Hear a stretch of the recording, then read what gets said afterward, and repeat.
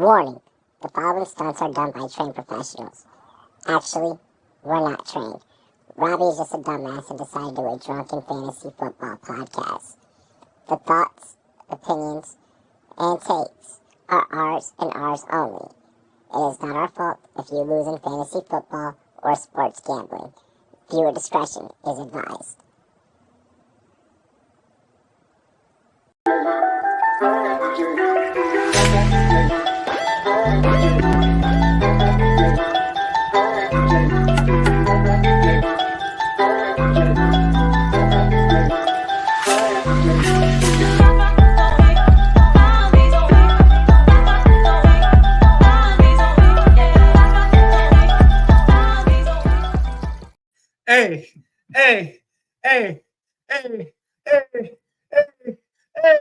Hey, yo, let's go.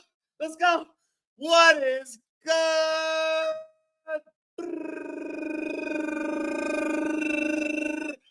Bow! What is good? Welcome to the one and the only Rumboyz Fantasy Network. It's your boy Rumboyz, Robbie, ladies and gentlemen. Welcome aboard the Rumboyz Fantasy Network. Make sure that you hit that like button. Make sure that you also subscribe to the content as well. Turn this plaque right here into a YouTube silver play button. I want to be able to put a silver play button right here in the window for you guys. And it can only happen when you guys also share the content. That's right. Like, comment, subscribe, share the content, dive off into live chat. Tonight is going to be a lit-ass show. And if you don't know, now you know that this is a big underdog production. Make sure you guys, you see the flag. You see the flag up top. You see the shirt. You see the shirt. I am not rocking the underdog hat right now because I got a fresh cut. Shouts to my homie Donnie. Brand new barbershop opening up. Am I a silent partner in that? Shh, we're going to keep that silent. But yeah, really quick. Download Underdog Fantasy. You know what it is when you see the logo. All right. Best ball summer's popping off. NBA Finals pick'em is going down. Stanley Cup simultaneously also happening. The WNBA is on fire right now. UFC 302 this weekend. You need to get on Underdog Fantasy. You need to download the app, available on iOS and Android. Pick up your dumb phone, Mr. Telephone Man. There's nothing wrong with your line. You can easily on iOS and Android download Underdog Fantasy. Hey, yo, promo code Robbie Johnson, UD, all caps. Let's go. Also, I want to shout out my homies. I want to shout out the Fantasy Football Expo. Get your tickets. Come party live with the Rumboyz crew. Come party live with the Underdog Fantasy crew. The Fantasy Football Expo is the place to be this summer if you want to meet the latest and greatest talent in the fantasy football industry. I'm going to be there. Mike's going to be there. Gator's going to be there. The homie Avenged Nerd is going to be there. Anyone and everyone that you pretty much have freaking seen on my show is going to be pulling up. So come party with the ballers. Come party with the fantasy football, analysts and talent that is across the industry. Come network. Come jump in some drafts. Come get schooled on some flag football tournament. This is the only time that nerds like us get together. So check it out. Fantasy Football Expo. Big shout out to Bob Long. Also, go get the consistency guide. It's on Amazon. Go get the Fantasy Football Consistency Guide. It's on Amazon. I'm going to say that real quick. And you already know what it be. I am rocking the GLD. That is right. I got my Dodgers chain on.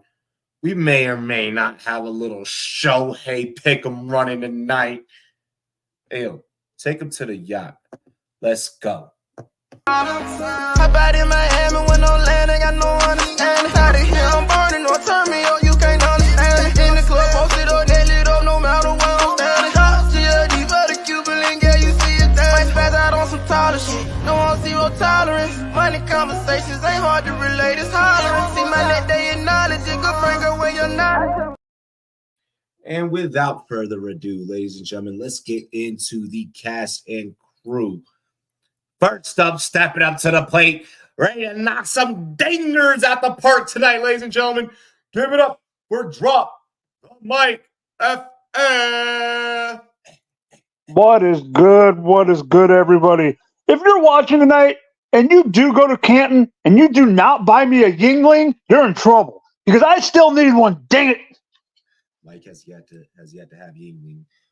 Ladies and gentlemen, last but certainly not least, your favorite heel. Give it up for TDS Taco. I hope for me and my sake, you guys buy Mike a White Claw, just because. Ew. You Long Island jackass. Hey, listen, I saw someone that said that they went on a fishing trip and one of their buddies was ordering a White Claw. I won't tell you how the rest of the joke went. Wow.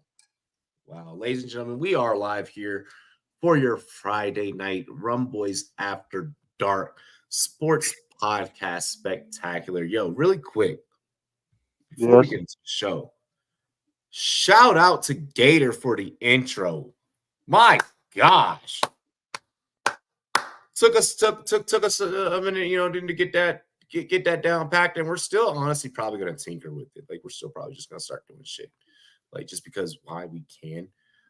It's our own brand, it's our own creativity. We can honestly do whatever the fuck we want.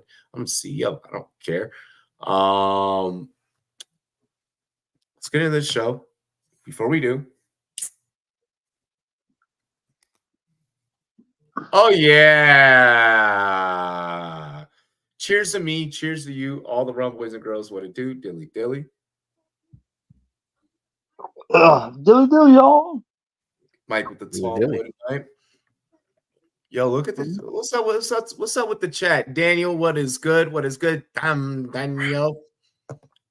Lise, what's good? Call me Dustin, the way I be jumping these guillotines. Oh my gosh. In my Air Max 90s white tees, Walker parental advisor. Wow, oh my gosh. Yo, why does that sound like BFG Duck? Like, that sounds like what's his name? Or no, I can't remember. It's a Detroit rapper. It's a big dude. It sounds like something he would say. Shine bright like a diamond, like Peyton Manning's forehead. What up, Jeff? What's good? What's good? Taco, that Darren Waller, Kelsey Plum diss track fucking sucks. Oh my gosh. Hopefully all of you are having a better week than Darren Waller's music career. Let's get into tonight's show. We are going to begin things with our cover athlete of the night. First off, gentlemen, how are you doing? Y'all good? Y'all good? I'm doing better than Darren Waller. Oh my God. Let's go ahead. Let's get into tonight's show sheet. We do begin with tonight's cover athlete. We advertised it on Twitter. It's the debacle in Arizona, ladies and gentlemen. That's officially what the hell I'm calling it, all right? Until this is settled, it's a debacle. To me, maybe this is just my big marketing brain viewing this, overanalyzing this. Arizona Cardinals rookie wide receiver Marvin Harrison Jr. has yet to sign his NFLPA licensing deal. The deal allows companies such as Fanatics to be able to make his jersey accessible to fans for sale, or even companies like EA to be able to place them into the game. Madden. While Fanatics and EA aren't cashing in this situation, neither is Marvin Harrison Jr. There's literally money being left on the table as we speak right now. I want to get your thoughts on the situation, and does maybe possibly Marvin Harrison Jr. have some leverage here? Like, the game is about to come out in August. Jersey sales are active right now. Let's keep that in mind. Mike. Okay, before we get into the full take of it, we also can't forget that there's a lawsuit going on right now between Marvin Harrison Jr. and Fanatics for NIL stuff when he was in college. I truly believe that if that wasn't an issue at hand, he already would have signed the goddamn deal and this wouldn't be an issue. Taking that away, Yes, this hurts the Madden stuff and some of the other stuff. Will it probably get figured out? I do believe it will. Is it going to be before Madden comes out? I honestly don't know. Because the one thing that Marvin Harrison Jr. has that a lot of kids don't is a dad that's been in the NFL and knows all about this money and is going to make sure he gets his money. So, do I think it's a big deal? Yes. Do I think it's going to get ironed out? I personally think that the bigger deal is the lawsuit itself because that's what's going to hinge on everything else. Dad's era was a little bit different. And here's where I kind of want to keep the nepotism in a way, in a scope. Is it Marvin Harrison Sr. stepping in, or is it that maybe Marvin Harrison Jr. is just kind of carving his own path and saying no, like I got this. I want to figure it out myself. I disagree with you because if you watch, there was the interview before the draft that had Marvin and Marvin on ESPN interviewed together. It was Marvin Harrison Jr. that said, "My dad is the reason I did not perform at the combine. His dad is helping him call the shots." Yes, he could be carving his, but I'm just saying his dad's going, "Hey, I wasn't able to do this. Let's have you do X." But it's the NIL deal that was signed in college that, to me, which is still being, this is the reason of the lawsuit, which is, to me, the big deal. That's an interesting perspective. That's an interesting perspective, just because you'd want for the athlete themselves to have maybe a little bit more control. But to your point, I mean, Dad's been there, seen it all, done it all. It's a weird, convoluted theme because at the same time, money is still being left on the table. And I mean, and this isn't a NIL situation like college, to where you have more of a say so and the player has leverage. In this situation, the league has a leverage. Taco. Well, I mean, I think to piggyback on what Mike was saying, the biggest part of the story is the lawsuit with Fanatics. Bar none, that is the reason why he is not signing this NFLPA deal, because he will lose all his leverage if he does. He's using the lawsuit against Fanatics themselves, not another NIL.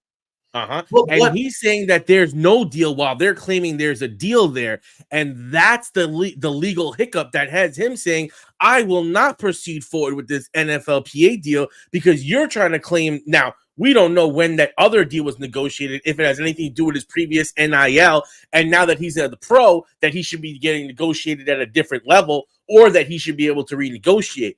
I don't know the specifics of his original contract and how that pertains, which is where this lawsuit is going to come in to give us the information that we don't have right now. But all we do know is the biggest reason why he is not signed to this is because of the lawsuit with Fanatics. And I'm pretty sure that once that's resolved, he'll be able to get his deal done with the NFLPA, and then he'll be in Madden. But fuck Madden anyway. I fucking hate that goddamn greedy ass franchise.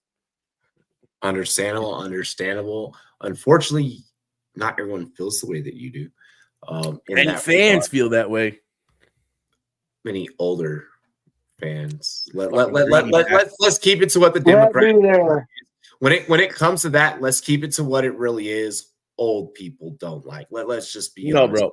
It's pay to play. The new kids do not give a fuck. Oh, they do. They're all play to play. All video games are turning into pay. If that were the case, Madden streamers would not be raking in as much as they're raking in. They do that because we still like to watch the game. We don't play the game. No. Ask your boy Zerk. They fucked the game, bro. Well, they fucked the game. I used to spend thousands of dollars in that game. He's not going on record saying that. Anyway. Well, not on record. Did I tell you on record?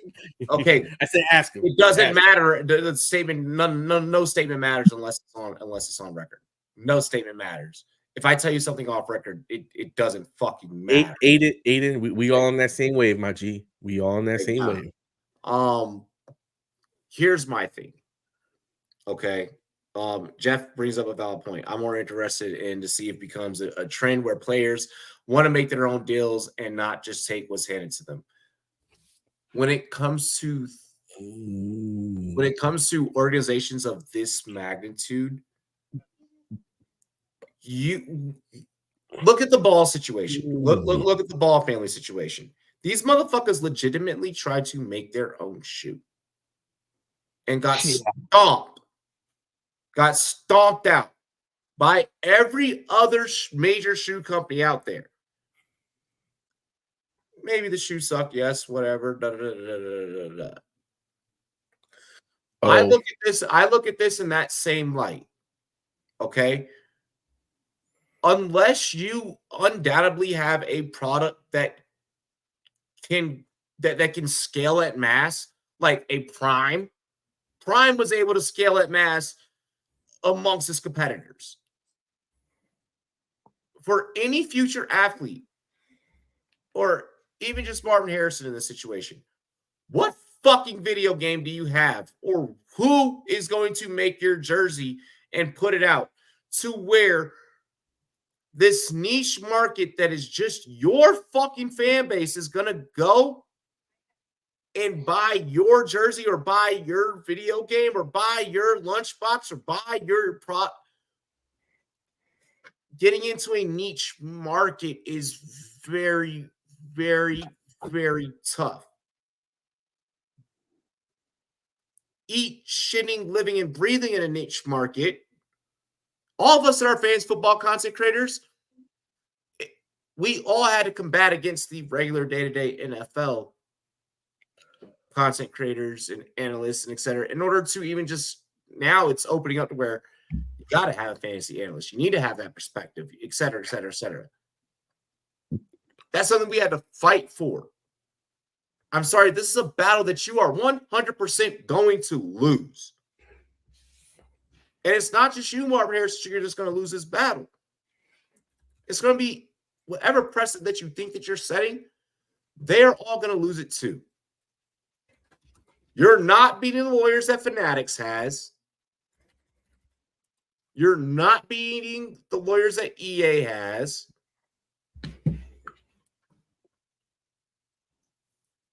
Why? I understand, okay, lawsuit from the previous standing deal, the breach of contract, et cetera, et cetera. Come to the table, have a kumbaya, say your sorries, and fucking collect your money for the rest of your career. And to Mike's point, if it's dad that is rearing his head into the situation, LeVar. If it's the same thing that I said with the LeVar Ball situation years and years ago on this exact show, when talking about that situation, I'm going to use that same 2018 tape here in 2024. Let the kids do their kids. Let Marvin Harrison be Marvin Harrison. Let Rice be Rice. Let McCaffrey be McCaffrey. Let Bronny be Bronny. And however many other examples across sports that we want to utilize. You're missing out on money right now, young man. All for you to shoot. What I feel personally, Mike's take, aside with the previous, lawsuit going on with the previous deal, et cetera, with college and everything. Take this one the fuck on the chin because of how much you're going to make in the long run. You stand to make more than going bankrupt like fucking Shiloh in college. No, here's the problem. And I think Taco's shaking his head because I think Taco agrees with me. He cannot sign the deal till he figures out the... Yes, he does. He does need to get his ducks in a row. And that's what I'm saying. Yeah. Get that situated. Get that straightened out. And get that straightened out as quick as possible so that you can try and make these back ends that you've already been missing out on.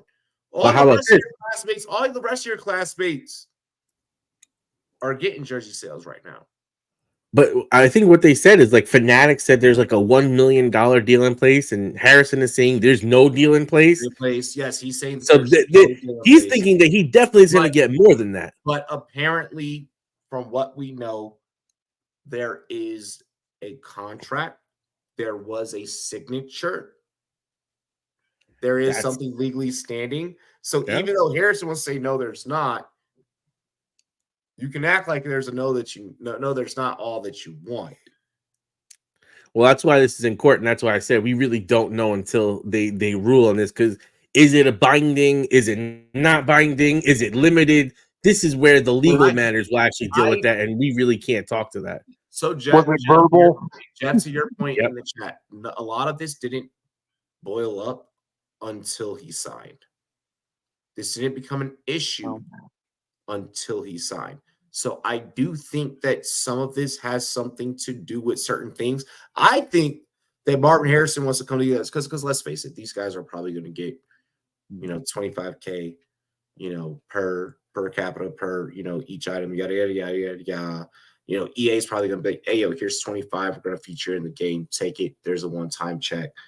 Fanatics has a breakdown of like, hey, you're probably getting X percentage per jersey sold in each region. There's legalities and shit to it, right? I'm not going to act like I know all of it. I'm not a fucking lawyer.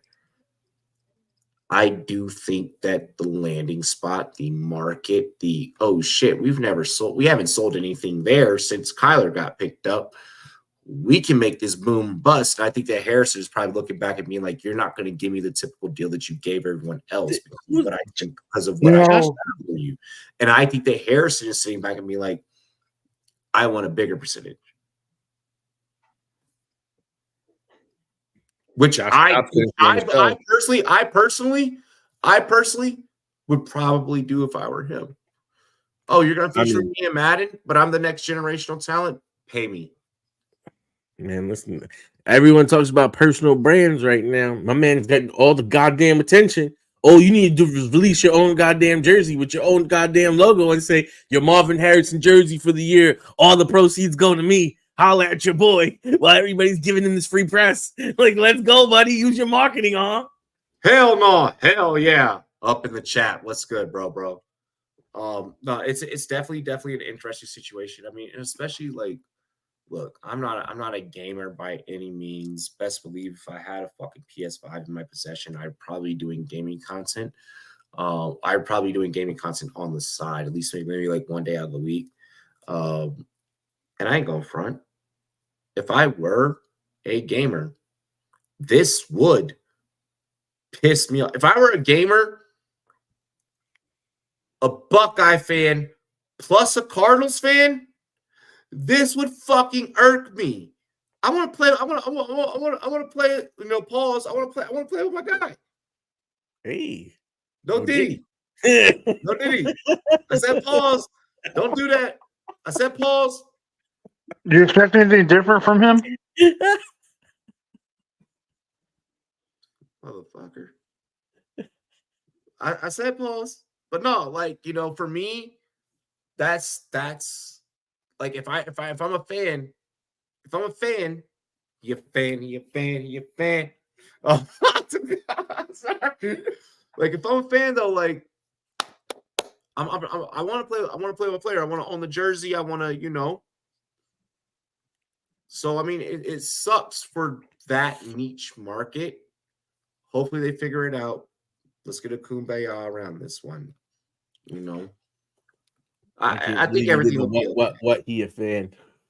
That Kendrick drop. Yes, God.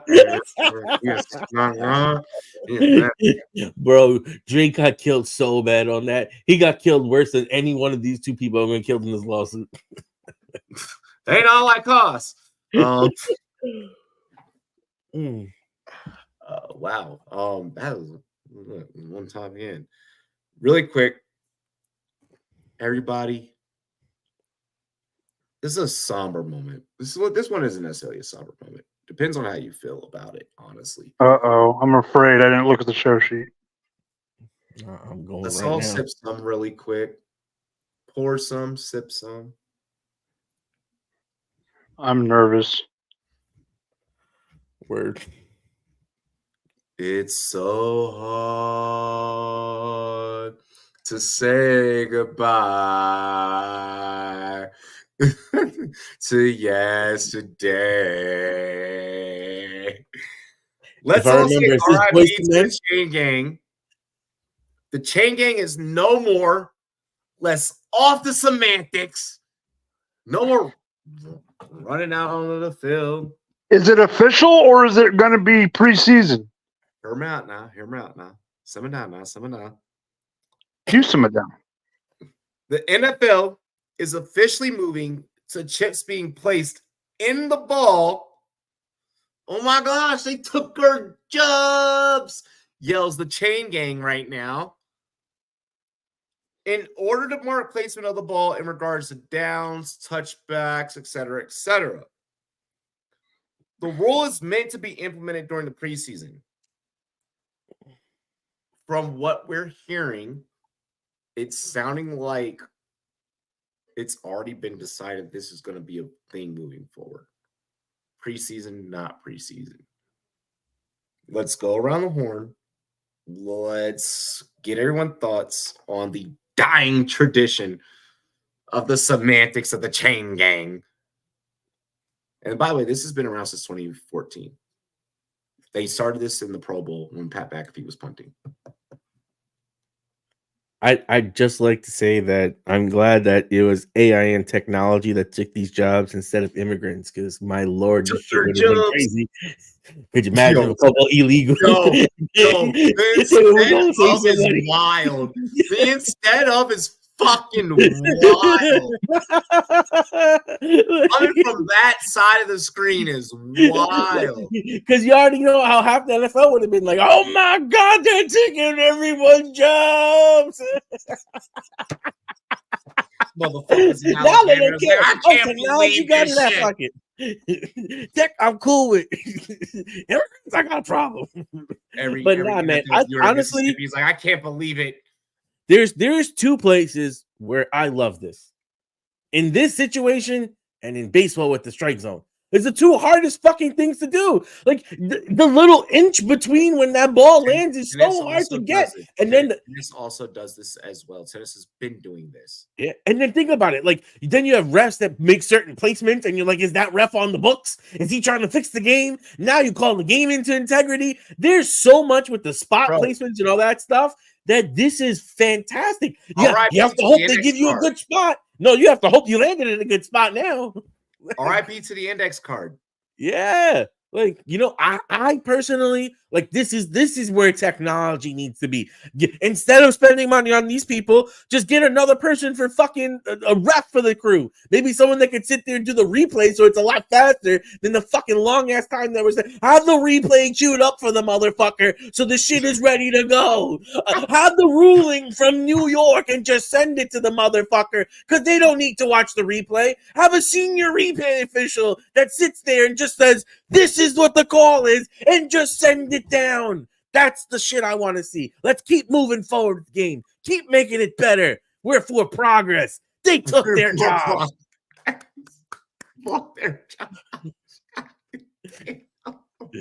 Really quick. Jeff says, remember the note card to see if it was a first. It was a first with the chain gang. Yes. He also mentions, well, they had to wait for Brady to stop deflating the balls for the chips to work right. God damn. Anyone seen Will Levis's Shap? It's kind of big. Yo, that's crazy. Like, this has been a year of Drake videos and Will Levis videos, and I'm kind of done with it. Like, just be a normal person. Not a joke. Just be a normal person and have an OnlyFans. Like, for real. You don't know about that, Taco? Yeah, I'm sorry. That's not the kind of stuff that trends in my world. Will Levis had a sex tape leaked. With his girlfriend? Yeah. She's pretty cute. Well, they're exes now, but yeah. Mike, your take on the original topic. All right, here we go. Original topic. We are not completely getting rid of the crew. That's been said because you still need a guy to at least let the players know where the marker is. So there's still going to be a guy going, here's the marker, here's the ball. So the players know that where they are close to the first down marker. It's just never going to be not the official. What's in the ball is going to be the official spot. It's just because you still got to know if you have 3 yards to the, you still got to have that little, the little thing they have on the ground, the flag that shows them it's a first down or not. Yeah. So you're not fully. No, but you're not getting rid of you're not getting rid of the guys' jobs, all of them. You're getting rid of one guy's job, the guy that held the chain itself. But there's still guys going to be holding the markers. Like Taco said, it's good that they're bringing in AI and where it should be. I'm okay with this as long as it's accurate. The one thing am interested in is, Robbie, I don't know where the ball. Do we know where the chip is going to be? If I understand correctly, Hopefully not in the tip. Well, no, because that's pause. Whoa! That's my point. Because if the ball lands sideways in the guy's hand, does that matter compared to vertically? No, it's not. It should matter because I mean, like you said, Give me where a does it, second. unless the I chip have can the pick answer up. to the question. God damn it! No, but it's true. If you have the ball but what I'm saying is, if it's sticking out, like say it's landing right on you need to be at the 41. Kitty tacos, crazy. And it's at the 40 and a half, and the ball's sitting sideways, it might not read it. But if the ball's sitting pointing down the field, and it's literally sitting on the 41-yard marker. To my knowledge, where does the team start hacking the technology to get an extra yard? This is a journey through the process of how this came about. The first original chip was about the size of like an air tag. And anyone that has a Crazy X knows what the size of an air tag looks like. I'll be quiet right now. I really want to say something, but I don't want to get yelled at on camera. But so the first original chip was like about the size of an air tag, and when they first trialed it in the Pro Bowl back in 2014, McVia said he's like I don't know if maybe I did feel it or if I didn't. He's like, but like you know how like punters when they punt, the ball compresses. You're putting your whole fucking foot through that shit. And he's like yo, it felt it did feel a little bit different as far as where the sensor is placed. The sensor is now a lot significantly smaller. We're talking about possibly the size of like a dime, maybe even smaller than that. We're talking about the size of what we've always thought like RFID chips could look like. No, I get that. I mean that maybe the size of about like a fingernail. Is what we're hearing roundabout. I have not seen it. We don't know what it's looked like. I don't know if we're ever gonna realistically know what the chip in the ball looks like. At some point, I'm sure we will. Some punters gonna kick it so fucking hard that it's just gonna implode and then boom or whatever. I don't even think it's the chip that really matters the most. I feel like the chip does matter in terms of how it can affect the ball, on and so forth. Well, I think what I'm most interested in is what I'm underneath the understanding of is that the chip is so accurate. They've got it down to where it's within a millimeter within accuracy, whereas when they first started trialing it, there was a 6-inch error, give or take. 6 inches, pause. That can be Taco. You're a Giants fan. How many times have you guys came up short with Saquon Barkley? And you're talking about like, you know what I mean? So 6 inches can change lives. That's what she said. So I mean, there's that aspect to it. I don't think that it alters the game. I don't think that for years I haven't felt like we needed a chain gang. I feel like it's okay to say RIP to the chain gang. I think it's okay to have a chain gang still employed for in case shit purposes. But that needs to be if like we really can't read if we really don't get a good reading on the chip, or if like the chip breaks or something like that, then let's bring back the archaic method of doing things. But we have punters that are so accurate that are kicking coffin corners. They're punting coffin corners. You're really worrying about how it affects the kickoff, how it affects the touchback, how it affects those types of things. I think we're in a safe space. I think we can trust the technology. I don't think that it's going to influence games too much. I think that fans. I think the second that it does, fans are gonna fucking go crazy. I think the more interesting perspective is going to be how does that information get relayed to the crew and the staff, and how quickly does that come in?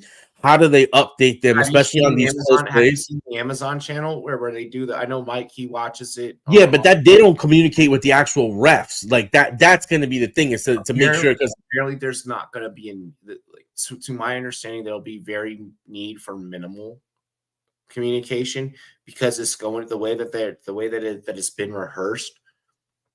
It's, and I hate using that word, but the way that it's gone through trials, it's almost seamless. Apparently that we've been witnessing this for years, and they've just been bringing out the chain game just for somatics, just to get commercial breaks, and that's really for since at least 2017 on. That's really all they've been there for. So if it's been working this whole time and we haven't fucking noticed, I think it's okay to remove you go bowling, and like you take kids bowling and it's like it's time to put down the fucking rails. I think that it's okay with this to put the rails down.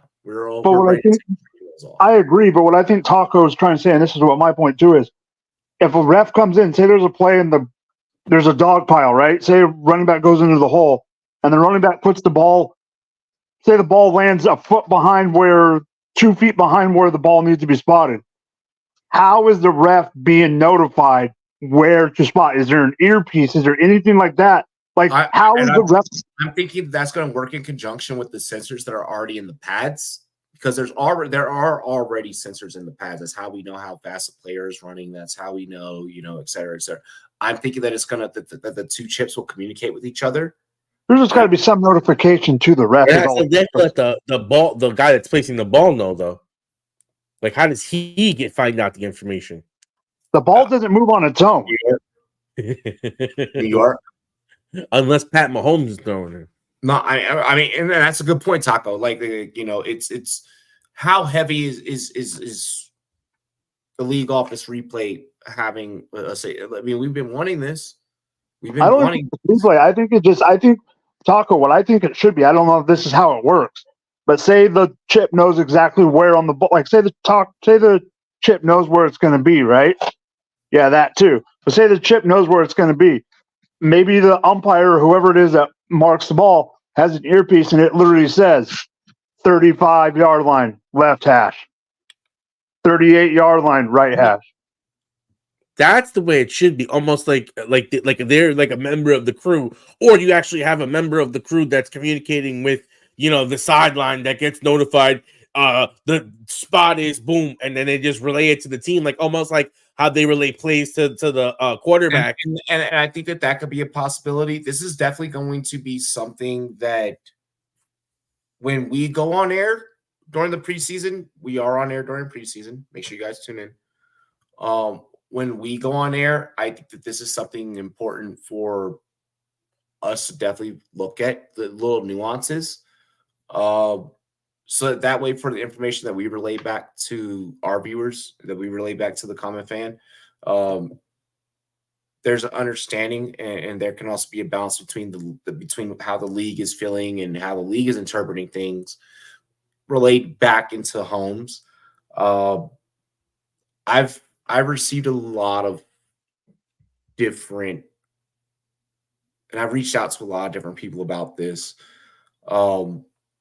The same questions that all of you are bringing up are very convoluted. Not your questions, but the responses that I receive, because there's some of the same things that I brought up. We don't know. We're gonna find out over the course of 3 fucking preseason games. I don't know if I'm ready to live in the new NFL. I mean, we'll know more about that than we'll know about players. That's for sure. I don't know if it's ever going to stop where we're just going to always know about players. Well, I mean, like in preseason, these guys are like, we're going to run the complete opposite of what we're going to run for the season in the preseason just to fuck with you. Well, yeah. I mean, but that's to be expected. I mean, I feel like it's gotten more since we've reduced the games, and I feel like everyone scouts so much. Yeah, I mean, but also, I mean, that's to be expected, though. Mike, how dare you load up the receiving core the year we have a chance? Matt, your Texas will be fine, which we're gonna kind of get into a little bit of talk here about that because we're gonna start talking a little bit of best ball in a minute. Do I want to hear a hot take? You have yet to type this hot take, so I'm wondering how hot it is. Hopefully hotter than the food that I eat tonight. I'm planning on. I think I'm gonna go either. I think I'm gonna go Indian food. I had halal today. Yeah, halal. Yeah, halal food is fun. I combo over rice with mad white sauce and the extra red sauce. I was like, "Hey, caliente." For me, it's the red. I can't do the tzatziki. I can't do that. I love the red will fucking destroy you though. Sometimes, bro, I live for that shit.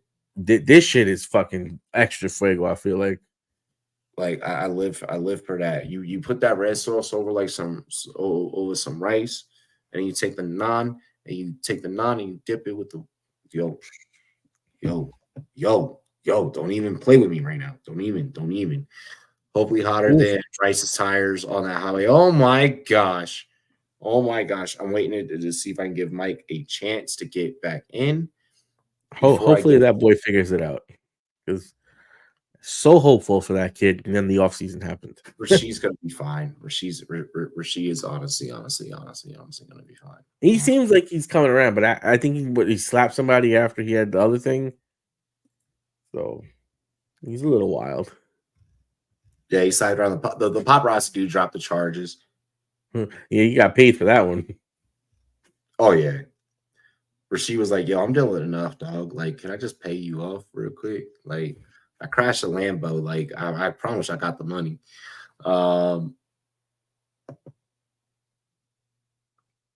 Jamoya rescue.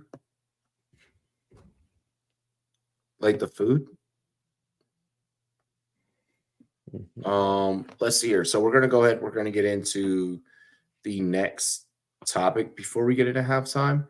Mike should jump in at some point during this.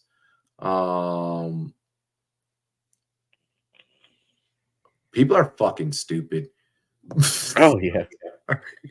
like I just like looked at like something that I did not need to like something that would like work to like stop this work right now. I was just like, you're a fucking idiot. Like, Brev, what's your problem, Brev? Conversation I want to have. We're gonna review our two recent Best Ball Mania drafts. We did do one of these live. The second one, the latest one. We're 6 drafts in. I get to do 60 entries in my admin pool. It's still the same format as all of you guys, so I'm still going to be spitting all the same information. Prize structure, a little bit different, but strategy, game theory, all that's still the same, right? Right. Cool. Glad we're all on the same page. Game theory. Love me some game theory.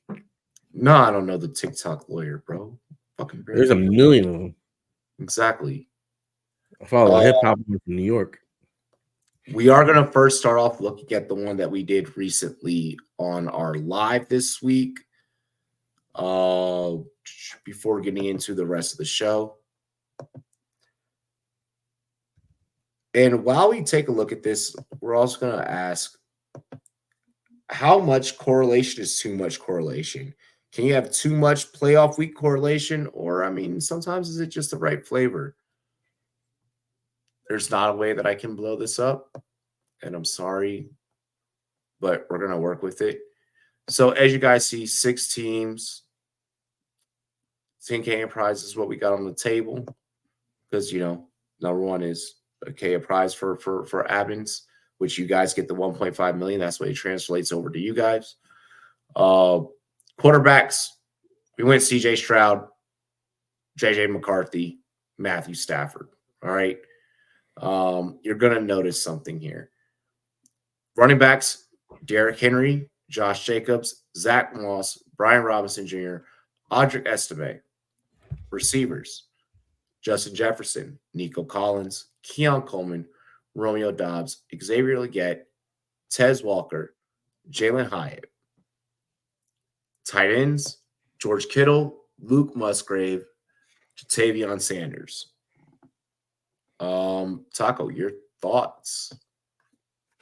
My initial thought is JJ McCarthy's going that high. What's his ADP? His ADP is 189. I took him at 116 because, well, while we were on live, we couldn't pivot from where we were trying to go. And I was also talking to the chat. So it auto-drafted him out of my queue. Oh, man. I was like, you dropped him over Stafford? That is balls. I mean, I saw you had Jefferson, so I kind of was like, I guess I see where you're going, but that's... I mean, either way, I was going to lock that in. Right. But it's probably just... Yeah.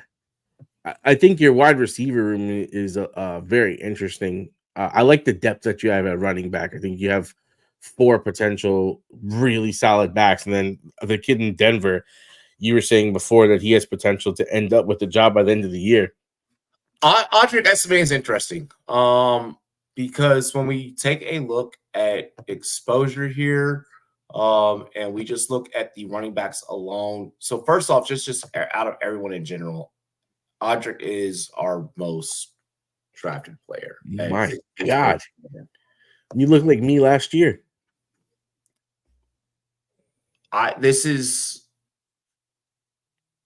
So on 4 total teams, I have Audric Estime out of 6. Okay. I've already been on record that I wholeheartedly believe that Williams is going to, Javonte is going to keep that job. I do think that Estime outworks him. Estime was off the charts pre-combine, through the draft. The landing spot helped him, I feel like, even more. I really feel like it is going to be his backfield.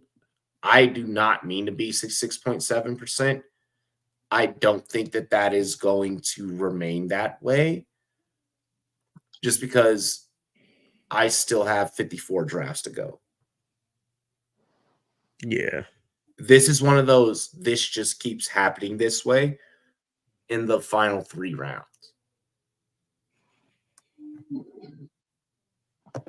So, what other running backs do you think around that time that you might pivot to, since you're thinking about him in those last 3 rounds? Garindo. I could see myself maybe going Garindo. Oh my gosh. Sorry. I did not. I apologize for that sneeze. But I could see myself going Garindo. He would definitely be a pick. I don't think Bucky Irving's going to be sitting there for you. Bucky Irving's going to go 2 rounds ahead. How high is the rookie running back that the Giants drafted go? Tracy? Mm-hmm.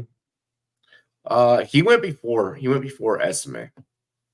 He's someone that I think is interesting. I want to see how he breaks down, but his pass catching ability, I saw he was a converted wide receiver to a running back, and he doesn't even have that many reps at running back. So I find him, and I was looking at a lot of his stats. I was just very impressed with this kid. Yeah, I mean, like I said, he's a stud. He's a stud. I think he's going to be a stud, especially at the next level.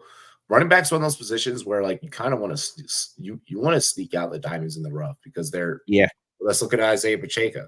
You know, oh man, great example. You know, people were him and Brian Robinson last year were so amazing for so many people. Well, Brian Robinson, you kind of for his ADP, you know what you're getting. But Pacheco, when he came onto the scene, him being a 6th-round pick, goes to the Chiefs. They already had CEH. I was talking about last year. Yeah. But the receivers on this one, Jefferson, Collins, Coleman, Dobbs, Legette. I love the receiving core on this one. I think, in my opinion, I probably would have went for maybe one or 2 of these underpriced veterans that, because I see you have a lot of young receivers. Who? Don't say it without saying who. Say who. Who? I don't know what the board is looking like. You know, this is kind of where guys like Cortland Sutton that last, or guys like Adam Are you Thielen. looking at correlation when you are giving your analysis right now? Because I can already answer the question by what you said. All I'm saying to you is that you have a lot of young wide receivers throughout your team. I'm not saying any particular rounds. I would try to looking at correlation while you are giving me your take. I don't think correlation matters in this general analysis. I'm talking about correlation right now. God damn it. Because you could say instead of going for the get, you're doing the thing that I say don't do. You're doing it now.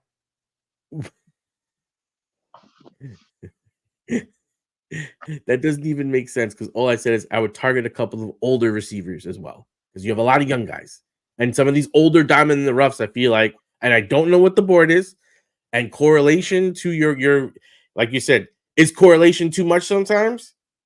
But what Robbie's saying is, if the only wide receiver for that quarterback is a young guy, he's going to draft a young guy. I understand that, but all I said is mix in a couple of older guys. I said that's the only thing. But like you're saying, he's looking at drafting wide receivers based on his QBs. Mike, stop. Mike, let's go ahead and let's get you to look at the roster and take a look. Go to your quarterbacks for me real quick. All right. So our quarterbacks. Okay, I see it. And I'm gonna make it really quick. Like I don't have to do this for you, but I'm gonna do it because clearly I didn't say it clearly enough. All right. Our correlations here. This particular roster: Houston, Baltimore. All right. Packers, Vikings. Those are our major ones right now. All right. Purely just focusing on week 17. Now go ahead and continue, Mike. All right. So now that I know your QBs, you can go back down to your wideouts because I have your QBs in my head. Yeah. And then you see what's happening here with Henry and then Okay. Walker with the Houston. Go ahead. All right. So there's one wide. Okay. You know how this has nothing to do with youngsters or anything like that. You know how I feel about Devontae Walker.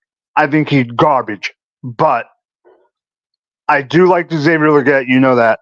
The Keon Coleman pick is okay, but your Justin Jefferson correlation, your Nico correlation, along with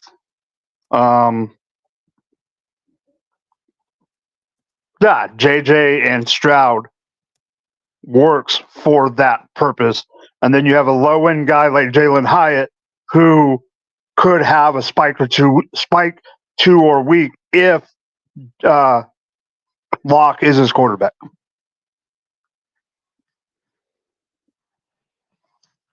And then for tight ends, I have Kittle, Musgrave, and Sanders. I'm okay with that. I mean, Kittle, not as much upside. Kittle's going to get you. I mean, he's going to get you some weeks, but there's not as much upside at tight end. But that could still do you good because if Musgrave can perform up to what some people think he can, then you're golden. All righty. So here's where the method behind the madness was with this lineup. Okay. So obviously we know that week 14 is going to be a killer. When we look at exposure, we know that week 14 is going to be volatile for us pretty much across all lineups, no matter what the scenario has been. When we go into drafts, then when we get out of the drafts, we see that week 14, for some reason, weeks 15 through 17, that's where we're really getting our asses handed to us. We're really getting our asses kicked. So we wanted to be able to balance that out, knowing that we're also going to be heading in with that volatility as well. That being said, that did allow us, because where the draft falls, part of the question, how much is too much correlation? I feel like that this lineup and then the next lineup is a balance between just the right amount and maybe too little. When we talk about the next lineup, that's where we get into the too little correlation have. But we'll get there. We'll get there. With this particular lineup, these two lineups that we're going to be breaking down tonight, they are post-schedule release. So that's where you're seeing draft strategy vary and change from where you saw when I was live 2 days ago. Okay. CJ Stroud, one of our most touted quarterbacks, just because of the value that we're able to get for him. And then also the way that we're able to stack CJ Stroud. Okay. Whether it's Collins, whether it's Diggs, whether it's Dell, whether it's Schultz, whether it's mixing out of the backfield and who knows what the fuck's going to happen there. There are so many weapons to where Houston becomes a super fantasy football friendly and super fantasy football equitable offense to be able to go and grab. Okay. So CJ kind of just becoming that centerpiece. That centerpiece was already going to be worked out because we had grabbed Nico Collins at pick 20. All right. Before that, before Nico start off our wide receiver core, we grabbed Justin Jefferson, which automatically meant that at some point we knew whether we had to reach. In this case, we got autoed, but whether we had to reach, we got Q autoed. We had him queued up. Whether we had to reach or whatever the case may have been, we knew that we were going to lock in JJ McCarthy on this roster. Okay. So there's our two stack. There's two very, very, very pivotal stacks. All right. What I love here is that when we get into week 17 correlation is having Derrick Henry against a super stack of Stroud, of Nico. We were trying to get Schultz here as a super stack in this draft. It just didn't happen. You get sniped. Shit happens. We were also live streaming this draft, so there's very likely chances of us getting stream sniped whenever we perform this exercise. Let's see here. A lot of Packers Minnesota correlation when we get into Josh Jacobs, when we get into Romeo Dobbs, when we get into Luke Musgrave. We're tying that into our Justin Jefferson and JJ McCarthy week 17 correlation is there. So not only do we have a stack with that, we got that correlation between two teams that are possibly going to be battling out for playoffs, wild card seeding, things of that nature. All right. You never know how the NFL is going to shake out. It's easy to be like, well, Detroit's going to do it again. You need to prepare for whatever the fuck happens if that does not happen. You need to be prepared for who's battling for number 2 in that scenario if both these teams could be competitive, which could very well happen. Grabbing Keon Coleman, we're just grabbing pieces off of high-powered offenses at that point. We know that Buffalo's going to throw the ball. Let's go get us some Keon Coleman. Leggett, I'm a fan. He's a fan. Tez Walker is just there for correlation and correlation purposes only. Jalen Hyatt gives us the ability to where we get these two kind of shootouts because of divisional matchups with Brian Robinson at running back and then also Hyatt. So that's why he's there. And then we're also hoping for the fact that Neighbors creates a lot of double team situations to where Hyatt sees some one-on-one. Kittle ended up in the tight end room because we were hoping that Purdy was going to be the third quarterback, but we ended up with Stafford. We were going to try and see if we were going to be able to get a little bit of that Niners-Detroit matchup. So that's pretty much how that roster breaks down for that one. And I'll let you guys go after this one here really quick before halftime. Mike, you start. We have Stroud, Daniels, Stafford. We were picking from the 101 this time. McCaffrey, White, Connor, Bucky Irving, Estime, Diggs, McLaurin, Coleman, Wicks, Pearsall, Bateman, Jalen Hyatt, Laporta, Schultz, Jonnu Smith. I drafted this while walking around Walmart, so I had no spreadsheets, no schedules, no nothing pulled up.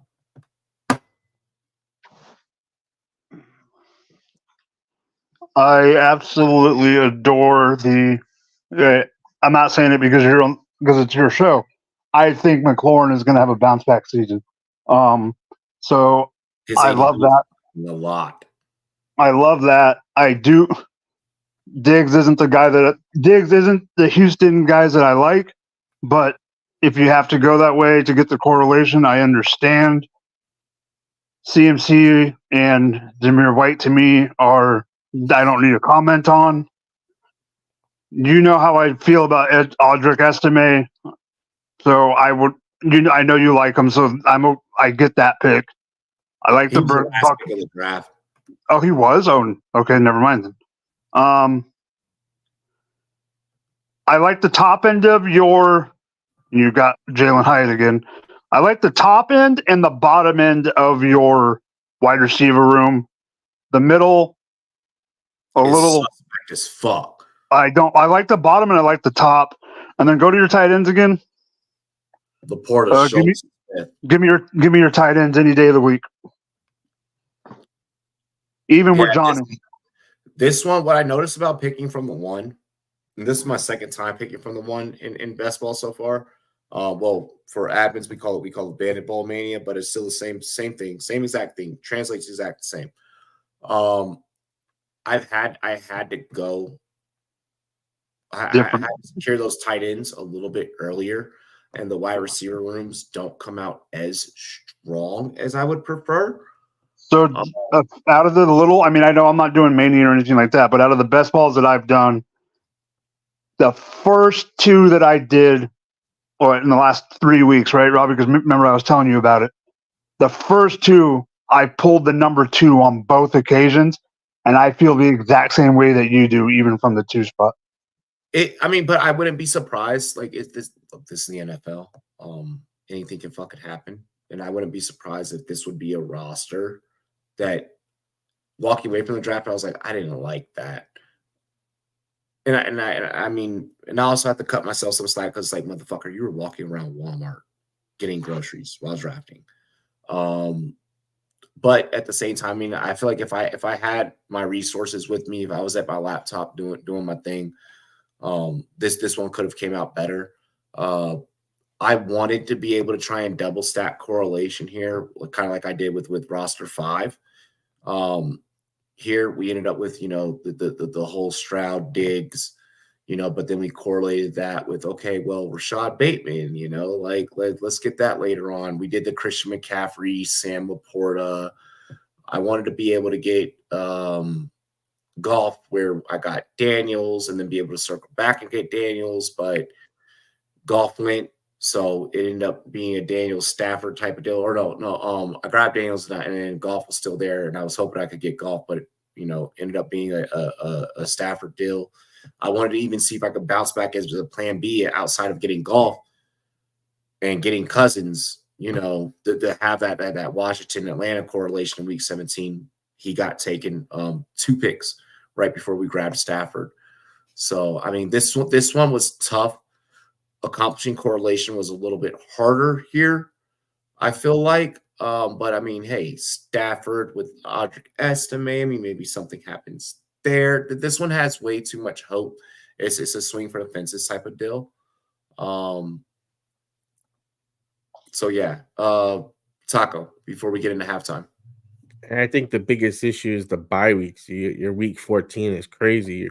Your two or three quarterbacks, 3 of your receivers, all on bye. So that's going to be really tricky, especially at the end. If you had a couple of injuries going in, that's that last week. So you want to make sure you have a good league going in.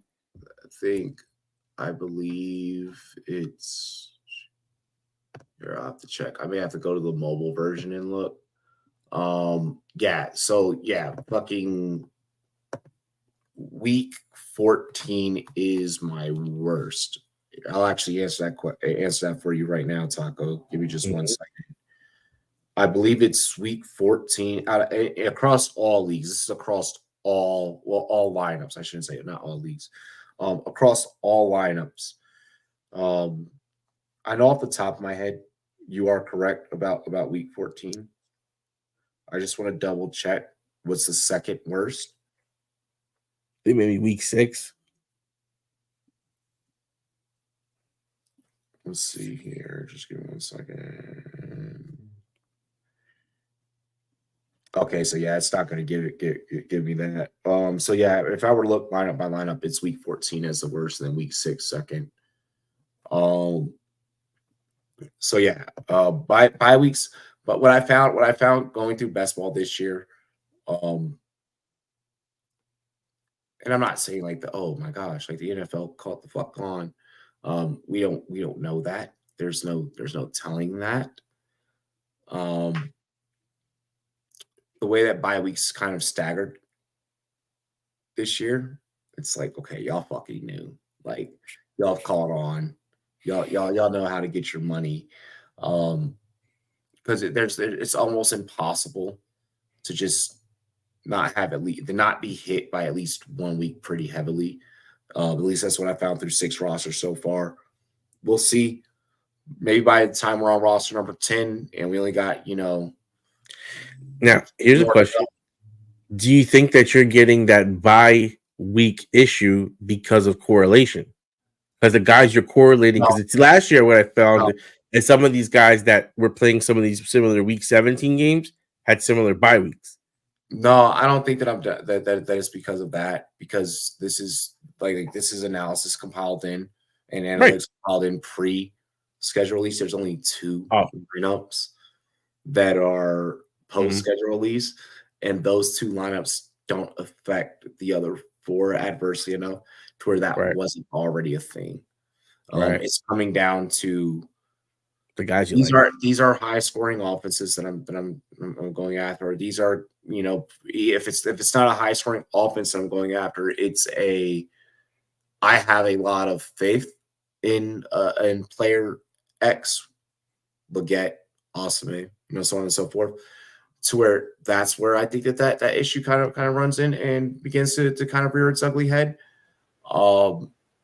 But it's definitely an interesting analysis, and it does definitely an interesting take. But the more and more I get into it, the more and more I realize that doesn't matter, and that never mattered. Because that would mean that I would have had to know the schedule ahead of these 2 prior to these two drafts I did recently. So, and I didn't. So I mean, you know what I mean. Mm-hmm. So I think it's just the way that shit falls with skill players. When drafting skill players, I should preference. We're gonna be back on the other half of the show. We got NBA Finals predictions. Oh, that's easy. We got UFC predictions. That's easy. We're probably even gonna talk about the WNBA. The next hour is Liddy here on the Rumboyz Fantasy Network.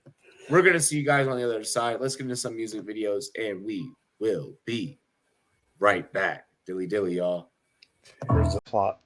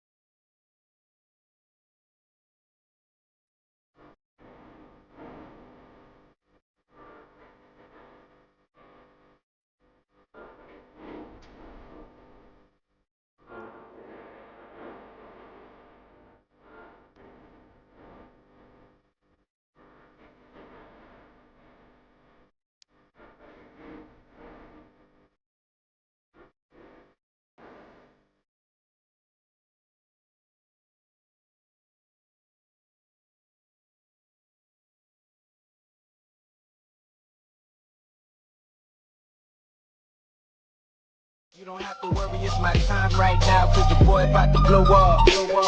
They gon' pay me before I show up. Why you hating? You don't know us. Never make it what they told us. But we don't listen to haters. Hop out in Miami when no land, ain't got no understanding. Out of here, I'm burning, or turn me up, you can't understand. In the club, posted up, they lit up, no matter where I'm standing. Shots to your D for the Cuban link, yeah, you see it there. Might spaz out on some taller shit, no on zero tolerance. Money conversations ain't hard to relate, it's hollering. See my net, they acknowledge it, good friend, girl, when you're not. Okay, we're both. Oh!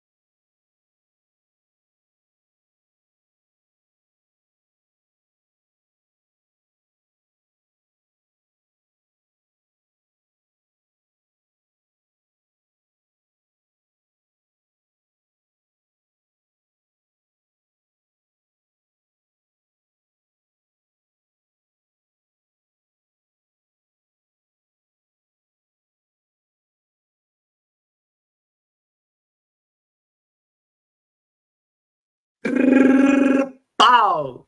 Welcome back, ladies and gentlemen. Welcome to the one and only Rumboyz Fantasy Network. It's your boy Rumboyz Robbie. Make sure you guys like, comment, and subscribe. We greatly appreciate all the love and all the vibes. Share the content on all your social media. Yo, let's get it. Let's get it. Mike, how you feeling? I'm good. Yo, I'm hella good right now. Fucking Hey, Robbie, you know where Ventura's at, right? yeah. Like what? Halfway between me and LA. Yeah. Why? Their county fair has free concerts. Oh, nice. Okay, I was like, where are you going with this? Some guy named Ludacris. Yeah, Luda's gonna. Okay, yeah. I think I saw it on social media. I can see him for free. Luda's gonna be here for our state fair as well. Luda's gonna be here. Nelly's gonna be here. Like we got like a couple. So like I'm probably gonna pull up to that joint. Oh, I am pulling up. Yo, Kelsey Plum went under. Just barely. Missed by one. Missed my parlay by 1 point, but it's all good. That one's insured. She was upset today. Aja Wilson went off. Yo, I'd be upset too. Fucking X gonna make a video about me with a deep fake. Little bitch. Sorry. Darren, I love you, but that is not the way. Was that his high school Letterman jacket? I think so. That looked 2 sizes too small, that motherfucker, bro. Mm-hmm. Yeah. How did you guys feel about that, by the way? Like he can't sing. He can't even his. I don't know what the auto tune, like you know, low key. Like I agree with Sauce. Like I was like, yo, low key, like this could be a banger. I was like, it could be a banger. Like you know, maybe you adjust the writing a little bit. Like the beat was dope. The beat was, but you can tell he had his hands all over that video of like how it happened, and yeah. No wonder why he's thinking about retiring. Exactly. Oh my gosh. Yo, just do it. Yo, Darren, I'm down to do a podcast with you, bro. But I like your music. Like his music is actually fire. Like, you know, when we talk about athletes that can like spit, there's like Shaq, Dion, Kobe, Dollar Dame. Le'Veon wasn't too bad. Le'Veon was fucking terrible. Miles Bridges or Mikal Bridges, whatever. Like he got bars. He can spit, bro. Like Darren Waller got bars. That song was not it. That song wasn't the one. That one wasn't it. More auto tune than receiving yards. Holy fuck. Not alive. Flau'jae, yo, she can spit. She got bars. But hey, she was on America's Got Talent. She was on America's Got Talent. Her dad, I think her daddy or her uncle or like her cousin or something is like Soulja Slim, like R.I.P. Soulja Slim. You know, so like she got like that's in her blood. Speaking of the WNBA, I want to touch on this really quick. Like every other major sports outlet has kind of touched on this, and I want to touch on this a little bit. Caitlin Clark has seemed to she's begun seemingly to settle into the WNBA.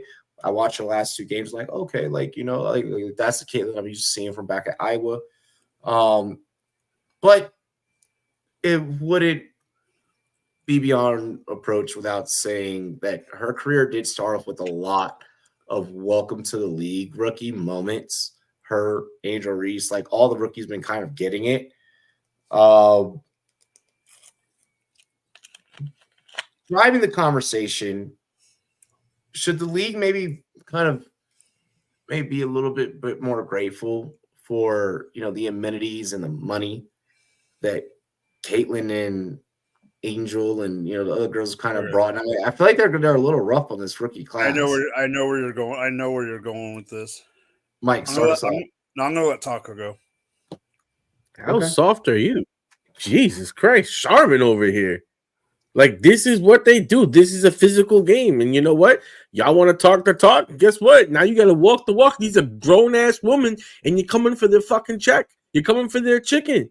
The fuck you think is going to happen? Ain't no freshman going to take my spot. You know what I mean? Like, listen, you're going to learn. Like, you ain't going to come in here, and it's not going to be no fucking parade. You're going to have to earn everything that you're given. And at the same point in time, we know Caitlin Clark is who she is because of Angel Reese. And same thing. Angel Reese is who she is because of Caitlin Clark. Because look at all the other great players, Deanna Taurasi and Sabrina, whatever. There's so many great women. Yeah, there were so many great women players that came out, but because they didn't have that rival, kind of like Bird and Magic, where they built the rivalry between each other, brought it to the NBA, then elevated the NBA. This is very similar to that. And it just seems like sometimes the WNBA doesn't get it. And they have a very talented rookie class in general. No. I don't think that the league itself gets. I think the league is completely fine with everything that is going on. I don't think they do enough promo on Reese at all. Well, yeah, that's a different story. A lot. I think they think it's one-sided. Different story. Caitlin Clark is not who she is if she doesn't get her ass beat by Angel Reese. Because then everyone's like, "Oh my god!" I disagree. I disagree. Takes a hill, but that's not. But that's what blew her up. Because everyone then's like, "Oh my god, she's so good. How are you gonna treat her like that?" Because she was really good. But guess what? She got her ass beat by the black girl that want to talk. I disagree. Yeah. I mean, I get that. That creates controversy now. Now you have, come on now, let's go cheer Caitlin. She is good. In the comments. Mike, give me your take. Taco's take is convoluted. Basically, Taco's saying she wouldn't have got the scoring record with that Angel Reese, and that's bullshit. No, that's not what I said. Because that's what blew her up. I don't agree with that either. No, that's not what I said. She wouldn't have been as big. You need her. You need a villain in order to get that hero to that level. With nobody else, it's a one-sided like Diana Taurasi, like Sabrina. They don't have that co-person to make them as. Hold on. That's where I do agree with you. Is that okay? Reese made the perfect kill. We're beyond that at this point. That's not even fuck I'm talking about. No, I know you're not. Reese is getting the same treatment right now in the league that Clark is getting. Let's be realistic, okay? And I'll actually just go ahead and I'll get into it. This rookie class of female athletes, in terms of superstardom, is bigger. Not saying more talented. I am for damn sure not saying more talented.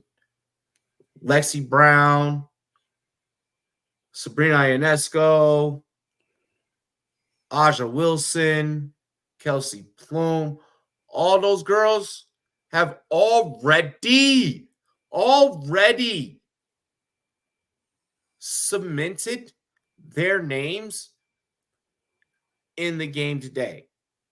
They are already great. So they're already up there with the Lisa Leslies and the like when we talk about women's basketball. No, Lisa Leslie's fucking. I am partial on this topic. You stepped onto the fucking court as an athlete, and I'm not saying that the players are saying this. This is more so an attack at the viewing base. I'm calling it a viewing base because it's not fully an established fan base. I'm watching the games week in and week out. I'm calling myself a fan of the WNBA at this point. I am sold on the product. I am there. I am bought in. No one ever fucking challenged me on Twitter. You don't watch me. Shut the fuck up. What we are witnessing and what I am witnessing is the same thing that I witness in every other professional sport. This talk that is going around is only happening because it is women's sports. If this was Keon Coleman getting its fucking welcome to the league, welcome to the NFL rookie moment, no one's going to complain. No one's saying a damn thing. It's going to be a highlight. It's going to be a thing. We'll laugh about it in interviews from years now. Angel Reese got taken down by the neck by Aja. Yeah, she got. No, it was Elisa Thomas. It was Thomas. But she got chokeslammed. She got chokeslammed. And that was a major highlight. Caitlin Clark can't get the fuck off of a screen. Did you see that the play? Indiana Fever team has no communication, has no off-the-ball communication. Did you see the highlight with Caitlin Clark where the girl was shooting a free throw and totally forgot she had a second free throw because I'm going to get into that one. I'm going to get into that. Caitlin Clark is also so damn good to where the veterans in the league are like, I need to be on her. I need to. Do I think that there may be a little bit of Clark, Reese, Carrington, the other girls that came in with this class? Do I think there's a little bit of jealousy, so to speak, from the veterans? Yes. Absolutely the fuck yes. Taurasi approved it. Yep, they've all proved it. There's been moments. We're seeing fucking points scored to the WNBA that we've never seen scored before. On all fronts, by all players, by all women. Because this new breed has came in. Juju Watkins and the sorts.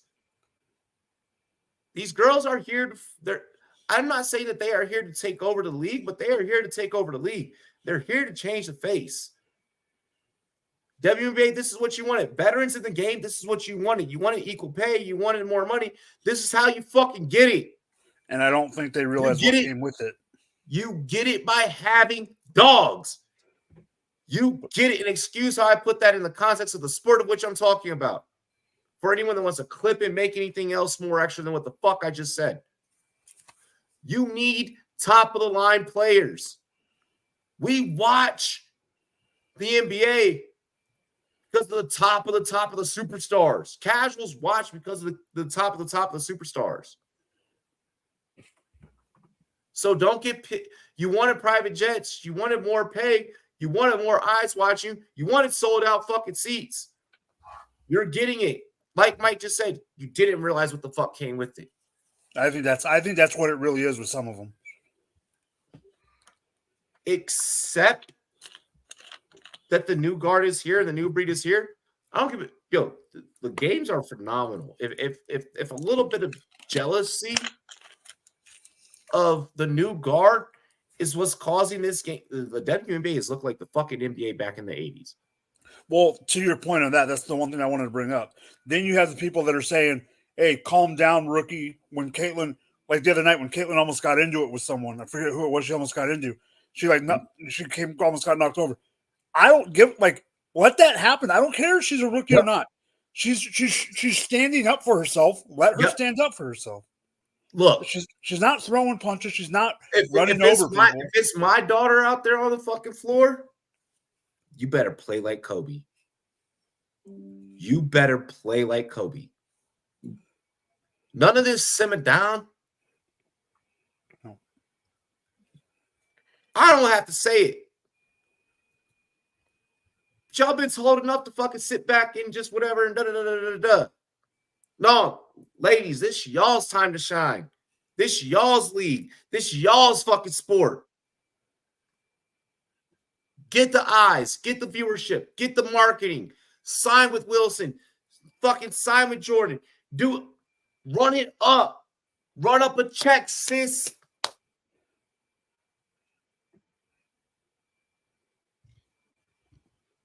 The college football is doing it with NIL. The NFL is $1 billion fucking corporation.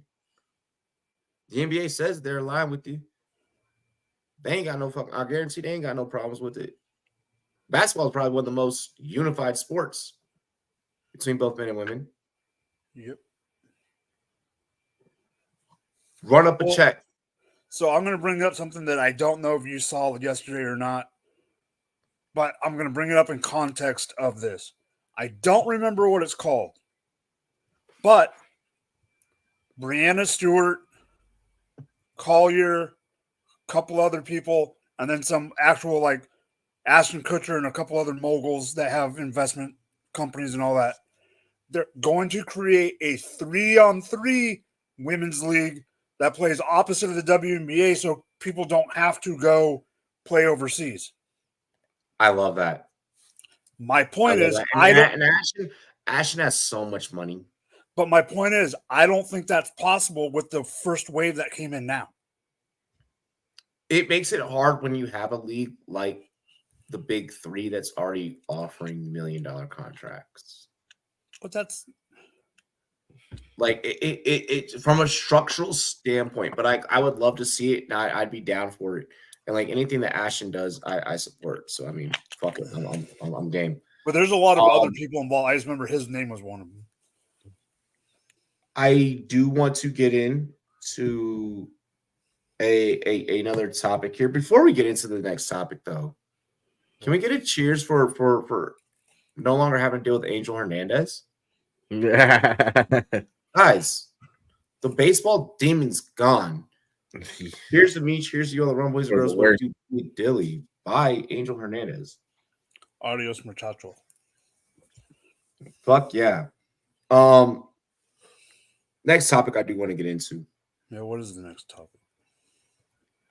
NBA Finals. I want your picks. I want your predictions. How many games? Do you have the odds? Who's MVP? I don't right now. Okay, let me pull them up. I'm pulling them up. Yep. Do not mention where you were getting those odds from. I'm not. I know the rules. For me, I don't necessarily care about the odds. For me, it's a biased take right away. I know, but I just want to see what they're playing at. I'm gonna let Taco go first. Jeff says Mavs in 6, Luka MVP. So 6 games. He's got the Mavs. He's got Luka MVP. Taco.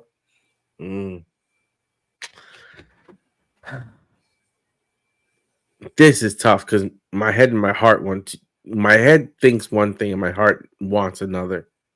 My heart wants those Mavs to win. My head knows with KP coming back, this Celtics team is disgusting. I fucking hate them. I want Kyrie to win. Kyrie is a monster when he is motivated. But that Celtics team is so fucking deep. And Luka looks like he's a little hurt. So I'm gonna go Celtics in 6. I don't know. Luka look like he's prime right now. My man looks like he is one. He is definitely the leader of the new generation. Everybody that was ready to anoint Ant got smacked the fuck down and said, "Hold on, buddy," because Luka's only 24. Ant's like what 22, 25 to 22, like 3 years there. Luka's fucking like, nah. I'm certified as the face of this fucking generation. I'm following after Steph.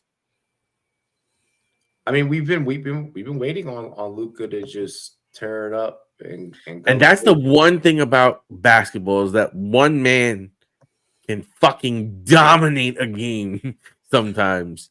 And Luka is that kind of man. Let me ask you a question, Taco, and Robbie can answer it too. But just I'm bringing it up to you first. Luka, let's act like it's a trade, not a fantasy trade, but let's act like it's a trade. Luka or DeAndre Hunter and Trae Young. Oh, dude, that was the stupidest trade they ever made in their lives. Yeah. Fucking like all the way through. Like he was such a big player in Europe. I had no idea how he didn't go 1. Like you fucking took Ayton over him, and the coach had him in fucking Europe. I never understood that draft at all because he was literally like LeBron. They were touting him from 16 years old. He was big. He was playing pro at like such a young age. Luka was like the European LeBron James. I never understood how he slipped that low. That's why, and I've heard the story. Mark Cuban was trying to do a deal with Atlanta, couldn't get the deal done. Then he called up the owner, sweet talked him, and then got the deal done. Apparently, they weren't going to take Luka anyway, and they were going to take Trae Young, but they were able to get some extra picks. That's how he sold them on it. But the fact that so many of these guys underestimated Luka is ridiculous to me. But too many guys are worried about the measurables versus sometimes the skill set. And Luka's skill set is fucking ridiculous. Ridiculous. You look at the teams that are left. I mean, mid-range, like the mid-range is off the charts for both Dallas and Boston. So it sounds like what you're going. How many games? Well, I got Boston 6 because I Boston is think six. that Okay. that team is just too crazy. And who do you have winning the MVP if you have Boston winning? I mean, it's odds would be Tatum, but Who do you have, motherfucker? I mean, it's tough because they're so close, but I would say Tatum. I would say Tatum. Okay. Are you so you're planting a flag on Tatum? Yeah. There we go. All right. Damn. Say it with your chest, Mike. I mean, I don't really. Yeah, I'm conflicted here. I'm conflicted. All right. So the odds are minus 210 for Boston and plus 175 for Dallas. Sounds right. Okay. Speaking of that, I'm here. I'm doing the full setup here. You know me. This is like a Sunday morning when I'm giving the full setup and then switcheroo. Okay. You go and you frickin' play a beat up Miami team with no Jimmy frickin' Butler. Then you go and play a frickin' Cleveland team with an oft-injured frickin' Donovan Mitchell and Jared Allen, who didn't play much because supposedly he's got a weak-ass heart and he just doesn't want to play. He just doesn't want to play when he's even nicked up, supposedly. Supposedly he's already off the team. They're saying he's already traded. That's how bad they want him out of the locker room. Then you go and play an Indiana team that, I'll be honest, I can't believe I'm about to say something nice right now. If the Knicks were healthy, Indiana wouldn't have made it. Indiana wouldn't have made it, but then Indiana wasn't healthy when they got. That's where I'm going. But that's where I'm going. Then you got freaking Halliburton injured. He's not being able to play. Boston had the easiest road. Okay. Then you got Dallas, who had to go through the West. Yes, the Clippers aren't that great. However, they're still good. Then they go and they beat freaking the number one seed, OKC, who I do think OKC is 1 week away, or you know what I'm trying to say, 1 year away. Then they go, and that battle against Minnesota was good. Yes, it was 4-1, but just like the other series, there were some games that were close. Overall, there weren't blowouts like you saw in the Denver series, is what I'm alluding to. Then there is the revenge factor of Mr. Kyrie Irving going back to Boston in the finals to play against his ex-team Boston Celtics. Mm-hmm. But there's also a revenge factor because some of the stuff that's been said, you don't think Jaylen Brown and Jason Tatum want to prove that they can beat Mr. Kyrie Irving? Well, of course. I mean, obviously, that's big narratives here. They will not win a Game 7 in Boston. But they won't have to because they're winning it in 6 back in Dallas. So you got Mavs in 6. Who do you have winning MVP? Kyrie Irving. Kyrie. Okay. That's my heart. That's what my heart wants. Right there. Okay. Not Luka. 40 points in a game. Look, I'm gonna keep this one short, simple, and sweet. All right. We know who you Boston, don't I don't feel like that you can deal with I don't think that you could deal with just let alone 2 games of Kyrie and Luka both on the same page.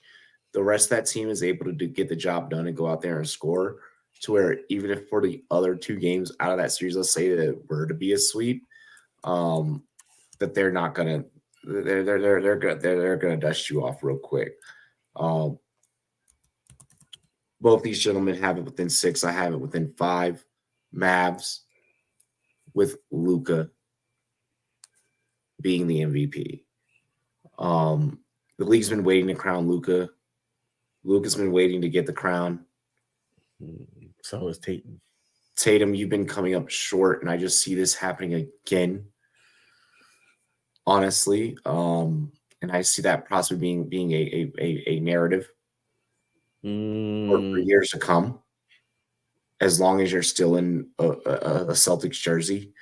I don't know. I don't think this Celtics team has all the pieces right now to make it through any team that would have came out the West. I had already said it. Any team that came out the East, they were going to have it very, very difficult, highly, highly difficult. So yeah. What? Huh? Give me Mavs 5. Y'all were the Knicks were the only team that I thought they could have stood a chance. What are the Celtics missing? All right, you have KP who's been out. You got Drew. You got Tatum.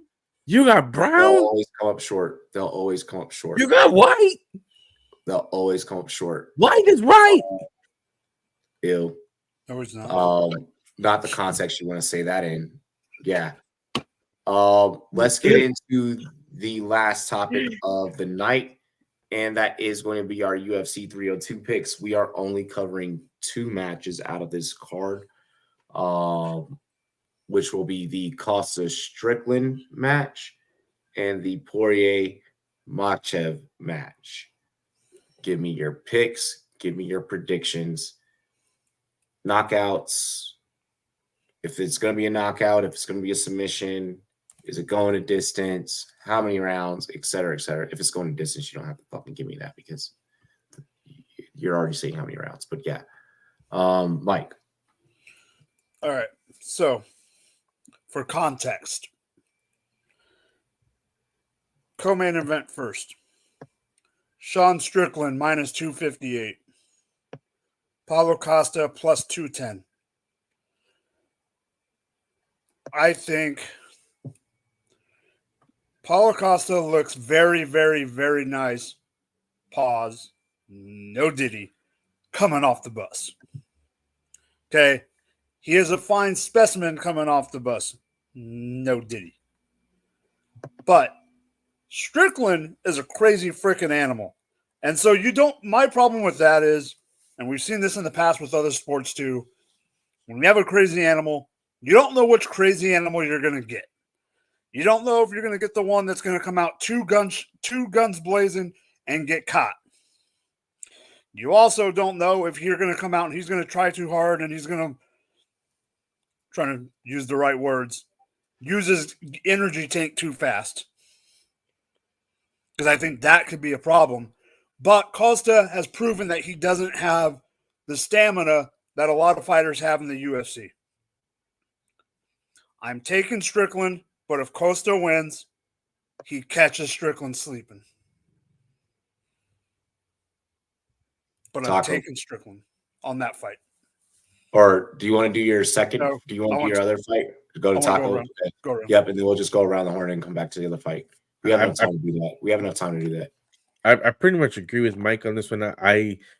Costa looks great. He talks a great game. His juice, I love when he talks about his juice. It is amazing. He's a funny dude. You know, he knows how to play up the crowd. But that Whitaker fight, that last Whitaker fight, bro, I was expecting big things from him, and he definitely delivered. He was a little gun shy. He didn't really start rocking till the end, I feel like, if I remember that fight correctly. And I just feel like Sean Strickland's at a place in his career where he seems to have figured the game out, and it's only going to be guys that are more talented and more committed that are going to beat him. And I do not think that guy has Costa. I think that as fine as he looks, mentally, he just doesn't have that component enough to know when to put it on, when to take it off, when to ole, when to do this, when to do that. He just doesn't have it. So I have Strickland winning in by decision. It's going to go all 5. He'll win by decision. I don't see a submission. I don't see a knockout. I see him winning by decision. Okay, so you got Strickland by decision in that one. Very nice, very nice. Costa's a brawler. Can't do that with Sean. He has strong boxing defense and a Philly shell. Big muscles don't mean shit in fighting, and which is where I am going to be a little bit different on this fight. And many are probably not going to expect for me to go in this direction. Costa's an amazing fighter. Costa's a fucking amazing fighter. Don't get me wrong. He has that one punch knockout power that you look for, especially when we talk about betting and fantasy and getting money off of these types of events. But I am gonna go where I feel like the money is gonna go. And with this fight, I'm chasing the bag here. Look, it's a plus 125x on Underdog Fantasy. It's a scorcher. I'm gonna take Sean Strickland with the knockout. And if you ask how I feel about the fight time at 22.5, I don't think that it goes a distance. I got the lower on that. That's the way that I'm feeling on that. That's what I feel like. I feel like I would play that fight over on Underdog Fantasy. And then let's get into the final fight. This one's a big one. Poirier, Makhachev. Who wants to go first? Do you want to first? Let me ask a question. You can go first, Taco, but I just want to ask a question. Answer if you want to, Robbie, but don't answer if you don't to because of your affiliation. Would you want to guess what the odds are? Because they're a lot different. They're a lot different than I thought. They're significantly different. This one's projected to be to not go to distance. Oh no. No way, it's not. It's minus 600 to plus 400. Yeah. That's on the money line. I don't care about that. I know, but I'm just saying, like, that to me, it should be closer to that. Taco, go ahead. It should be closer. No fucking way it should be closer. No fucking way. Dustin got mopped by Gaethje. Mopped. Okay? Then he came back and beat some no-name. Islam is on a fucking bender right now. This motherfucker runs this shit. He's going to submit Dustin. It's just a matter of what round. He is submitting Dustin Poirier. No question. It's not even a contest. This is fucking Khabib's fucking prodigy student. You think you're going to fuck around and lose to Dustin Poirier? Mr. Louisiana Hot Sauce? Get the fuck out of me. He's getting submitted. It's not even a question. Big said Dustin winning good. It's not even a question. My man is gonna be submitted there looking like a motherfucking Louisiana tomato. Let me ask you a question, Taco. Okay, so you're going Makhachev submission. Yeah, I knew it. Hard. Let me ask you. Pause. No Diddy. Taco, how long will it take Poirier to be taken down? Do you think he's going to have a chance to even like what I'm saying is he going to have a chance to even? I agree that he's going to get taken down. Wait, because I'm going to get into that. Don't. I will do under 1.5. Don't do that. Don't do that. Okay, no. Okay. All right. Yeah. Then you go first. Go ahead. Just give me your take. No, give me your take. Because I'm going to clean it up. Well, because that was part of that was I was going to twine that into it. You're fine. Go ahead. Anything you say. Yeah. Yeah. Okay, we're good. I think this should be closer. I do agree with Taco that if Makhachev is going to come in flying, it is freaking Khabib's, however you want to say it, apprentice. Probably. However, I do think that Dustin's got a chip on his shoulder coming into this fight. He knows that he needs to win. Hey, I let you have your say. Let me have mine. I didn't say a word. Come on now. Let's go. I believe that if he's going to win, he's going to have to win it on the feet. I do think he's going to get taken down, but I think he's worked on his takedown defense. But I do think that at the end of this, Makhachev is going to win, but I do not think it's going to be early. Okay. So you don't. Okay, you think that Makhachev will win. You don't think that it's going to be early. How do you have that one coming? Submission or knockout? I think if he wins in the fight, if he wins before the bell, 5th round sub. Okay, so you're calling a 5th round sub. Okay, cool. Or decision. Yeah. So for me, I'm different. All right. I'm different for a couple of reasons. Line is set at 9.5 minutes fight time. Okay. they're only giving Dustin basically what is it? 27.5 significant strikes. That's a lot. That can easily be done within 1 to 2 rounds. Two rounds. Okay. It can't be done in one. It can. Not to Islam. Probably not to Islam, but it can be done in about 1 to 2 rounds. So let's say it goes longer than 10 minutes.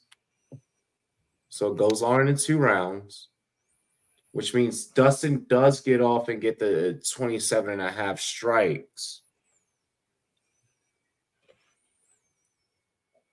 But for 2x on a scorcher, on an underdog, I'm taking Cashapp with the fucking knockout. The fuck y'all niggas think this was, baby? What's good? What's good? Hey, yo, listen, I know that the homie come from Louisiana. He bring that hot sauce and everything. He come with his fucking floral shorts. Oh, his floral shorts. Fuck your floral shorts, bro. Cashapp is on a fucking chair, and he's going to rip your head off. Do you understand the words that are coming out of my mouth? It's done, son. It's done. It's done. Give me the fight to go longer than 10. Give me the fight to go longer than 9.5 minutes. So give me the fight to go for 10 minutes. That's 2 rounds. Mm-hmm. Let me get Dustin to throw more than 27.5 significant strikes. And then let me get Cashapp with the knockout. And that's my fucking take. And I'm sticking with it. If you don't like it, you can suck it. Nothing smart to say after that. I'm going to sit my black ass down. Ladies and gentlemen. Wow. Oh, damn. Oh, wow. Oh, Mike. Hey, criminals. What's up, C-Yard? All love. You can't knock out the guy who is the best boxer in the UFC. Finish the story. Finish him. Ladies and gentlemen, it's your boy Rumboyz Robbie. That's TDS Taco. That's Drop the Mic FF. Jeff, that's a fucking wild thing to congratulate. Like if this was a stream full of fucking white people, would you have said that? Like, I'm just saying, like, did you think before you typed that? Of course you didn't. At least we weren't diversity hires. Yeah, we are a very diverse company. But like, I'm just saying, like, that's probably not like congrats to the Nego League stats. Like, motherfucker, that's not what I want to hear right now. I'm proud of that shit, baby. Josh Gibson, baby. Let's go. I'm trying to be like Cameron once I drink this pink horsepower. I'm gonna give you some cheeks. Yes, I did have Fury beating Usyk. And actually, no, if you look at my card, I actually picked Usyk. So calm down. Calm down there. You have anything, Taco? At the moment, no. You have anything, Mike? Hi, I am Drop the Mic FF. It's nice to see you. See you next week. It's your boy Rumboyz Robbie. Make sure you guys have the notifications turned on. Like, comment, and subscribe to all of our content. Check out all of our content. Follow me on all social media.